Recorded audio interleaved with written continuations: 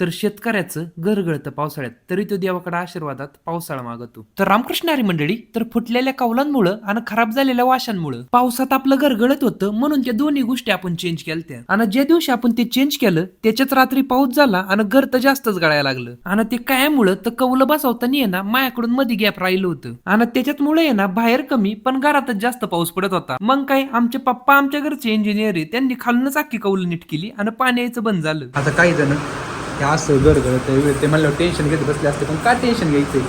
कौलं गळत होती, कौलं नीट केली, पाऊस यायचा थांबला, पुसापुसी झाली, झालं सगळं ओके. आणि जरी नाही ओके झालं तरी टेन्शन घेऊन काय होणार आहे का? म्हणजे की आपण टेन्शन घेतलंय मग काही पाणी गाळायचं थांबणार आहे का? नाही थांबणार, मग टेन्शन घ्यायचंय काय?